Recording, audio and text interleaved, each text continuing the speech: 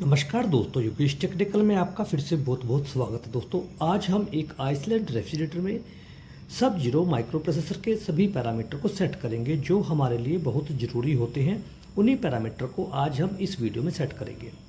तो दोस्तों सब जीरो में जो पैरामीटर होते हैं वो उसके मॉडल के अनुसार कम या ज़्यादा हो सकते हैं।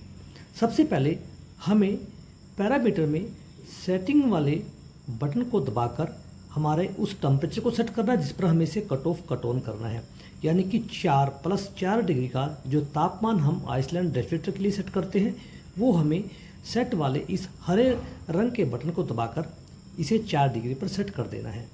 इससे हमारा जो इस माइक्रो प्रोसेसर का रिले है वो 4 डिग्री पर आने के बाद कंप्रेसर को बंद कर देगा। अब हम प्रोग्राम वाली की को दबाकर जो हमारे लेफ़्ट साइड में नीचे की तरफ है इसके उन सभी पैरामीटर में इंटर कर सकते हैं जो हमें सेट करना होता है। जैसे ही आप इस प्रोग्राम वाली की को दबाएंगे आपके डिस्प्ले पर P1 पैरामीटर शो करेगा। एक बार हम इसके सभी पैरामीटर को देख लेते हैं। P2, P3, P4, P5, P6, LP, FS, E1, PO और EP। EP पैरामीटर को आपको याद रखना है। जब भी आप सभी पैरामीटर सेट कर ले तो EP पर आकर ही आपको इस प्रोसेसर से बाहर निकलना है। अगर आप ऐसा नहीं करेंगे तो आपके किए हुए पैरामीटर सेट नहीं होंगे, जैसा कि अभी आपने देखा। अब हम प्रोग्राम वाली की को दोबारा से दबाते हैं और इसे सभी पैरामीटर को सेट करते हैं। सबसे पहले P1 पैरामीटर आपको शो होगा।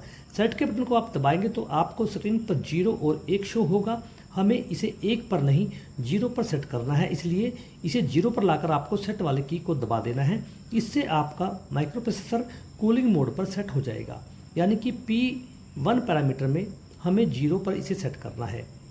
उसके बाद P2 पैरामीटर में हम जाएंगे और सेट के बटन को दबाएंगे तो आपको 99 रीडिंग शो होगी।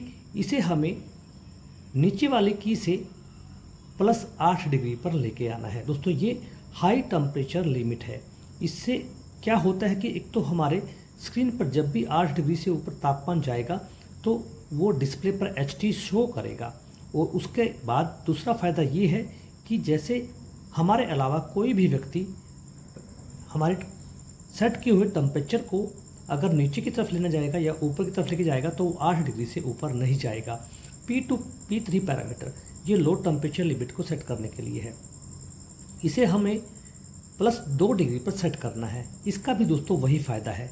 कोई भी अन्य व्यक्ति हमारे अलावा अगर तापमान को छेड़ता है या उसे डिस्टर्ब करता है तो वो +2 डिग्री से नीचे लेकर नहीं जा सकता।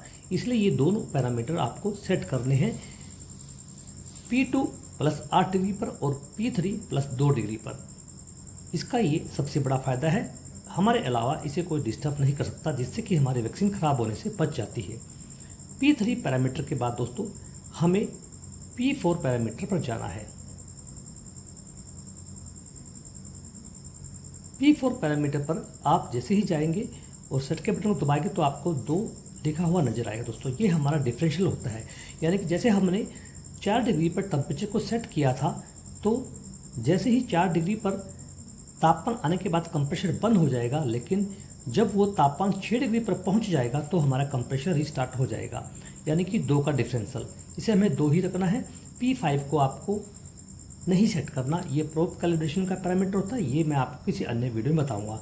इसे आप स्किप कर दीजिए। P6 पर जाएंगे तो आप जैसे सेट का बटन दबाएंगे तो आपको स्क्रीन पर 3 का रीडिंग नज़र आएगा। ये हमारा होता है रिस्टार्ट पैरामीटर, यानी कि जैसे ही किन्हीं परिस्थितियों में हमारा कंप्रेसर कट ऑफ होता है, लाइट जाती है, तो जैसे ही दोबारा ऑन होगा तो 3 मिनट का गैप कम से कम होने के बाद हमारा कंप्रेसर रिस्टार्ट होगा। इसलिए ऐसा करना ज़रूरी है।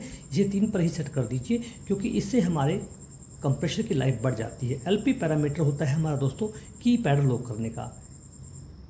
इसे आप अपनी इच्छा अनुसार सेट कर सकते हैं। अगर आपको की पैड लॉक करना है तो आप इसे 0 पर, अगर नहीं करना तो 1 पर रख दीजिए, जो भी सेटिंग हमारे मैनुअल में दी हुई है।